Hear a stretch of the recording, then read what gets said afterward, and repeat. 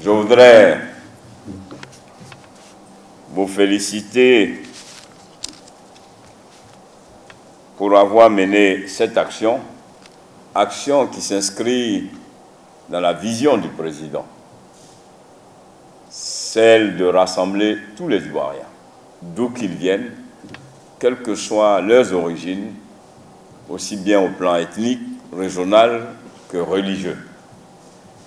Vous êtes donc inscrits dans cette dynamique, nous permettant aujourd'hui de recevoir le soutien de nos frères. Parce qu'avant d'appartenir à un parti politique, on est d'abord les fils d'un même pays et c'est ça qui compte. Ce qui nous unit, c'est cette fraternité, cette citoyenneté ivoirienne que nous devons par tout moyen privilégier et éviter que les intérêts individuels, personnels et les ambitions démesurées ne nous entraînent très souvent dans le gouffre. Monsieur le ministre, Monsieur le Président, au nom du parti, je voudrais ensemble que nous apprécions le soutien que vous nous apportez, mais que vous apportez particulièrement à notre candidat. Et comme vous le disiez, une élection présidentielle, c'est un rendez-vous entre un homme et son peuple. Le président Alassane Ouattara, en créant le RHDP, s'est fixé comme objectif d'arriver à une Côte d'Ivoire rassemblée, une et indivisible, où il n'existe pas d'Ivoiriens de l'Est, de l'Ouest, du Sud, du Nord, du Centre, mais qu'il existe une seule Côte d'Ivoire. Et c'est en cela que votre soutien aujourd'hui,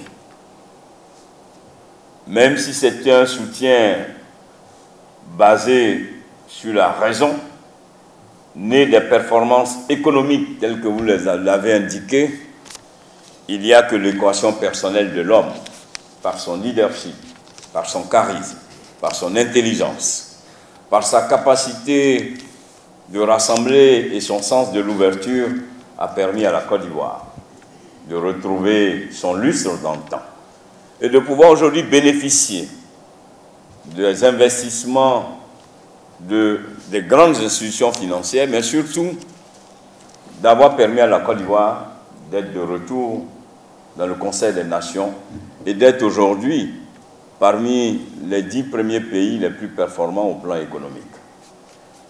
Vous l'avez, à travers le porte-parole, vous l'avez bien signifié, et je voudrais dire ici que le candidat, le président Alassane Ouattara, va à cette élection en embrassant tous les Ivoiriens. Parce qu'il gagnera cette élection aussi bien avec les militants du RHDP, avec les militants de l'Alliance, mais avec des militants du FPI, du PDCI, qui reconnaissent en lui la chance de la Côte d'Ivoire, parce qu'il est réellement le meilleur candidat et la bonne alternative crédible pour la Côte d'Ivoire.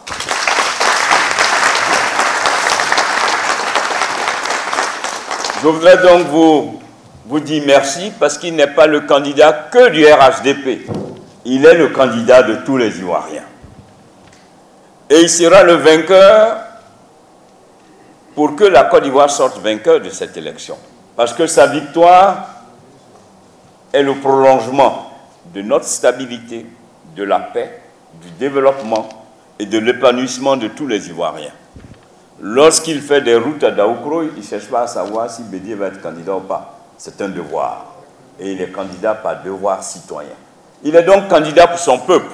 Et ce rendez-vous avec son peuple, ce n'est pas ses ambitions personnelles. Et il a dit, et il a montré, lorsqu'il disait le 5 mars qu'il se retirait, ceci s'est traduit le 12 mars en désignant un candidat.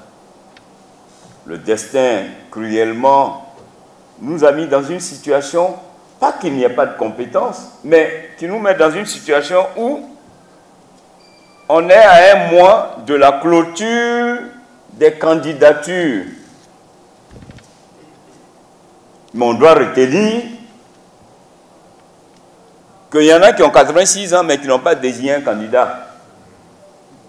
Qu'il y en a qui sont à l'extérieur mais qui ont refusé aussi de désigner un candidat. Il est le seul des trois à avoir désigné. Alors que physiquement, intellectuellement, au regard de son bilan, il aurait pu continuer. Mais la sagesse et le sens du respect de la chaîne des générations, il a désigné un candidat. Alors, vous l'avez compris. Et vous avez fait une analyse. Et vous avez considéré que de tous ceux qui prétendent, il est véritablement le meilleur, mais il est celui-là même qui peut encore porter le flambeau de notre développement, mais surtout qui peut garantir aux Ivoiriens le bonheur tant attendu pour tous, qui a déjà commencé, vous l'avez indiqué, avec les filets sociaux, avec les infrastructures. On peut tout dire. On peut l'aimer ou ne pas l'aimer, mais il n'y a pas un Ivoirien qui ne puisse pas reconnaître ce qu'il a fait pour la Côte d'Ivoire en 10 ans.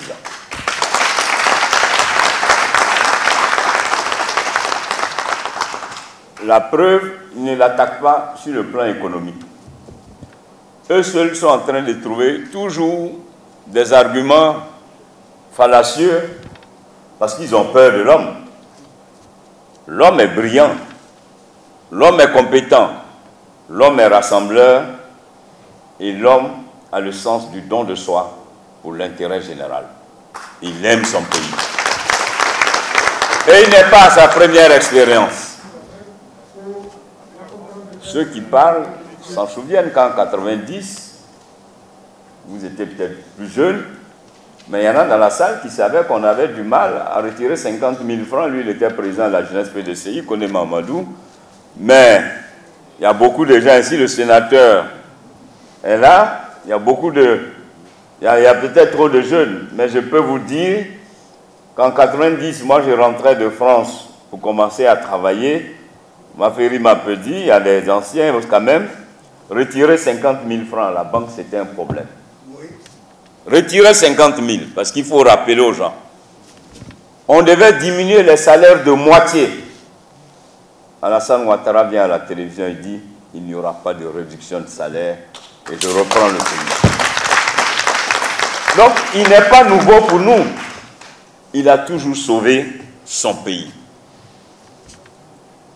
Mais, pourquoi on va laisser le Sauveur, Jésus le Sauveur, Mahomet le Sauveur, ils nous l'ont envoyé. Comme les jeunes aiment dire, c'est Dieu donné. Dieu qui a donné. Cher frère président, merci de soutenir le président Alassane Ouattara. Votre choix est le meilleur et vous avez raison d'avoir fait ce choix. À partir d'aujourd'hui, considérez que dans votre choix de nous soutenir, à travers donc le directeur exécutif adjoint et le ministre Yandou, le pont étant établi, à chaque fois que de besoin, la porte RHDP est ouverte pour l'ensemble de tous les Ivoiriens.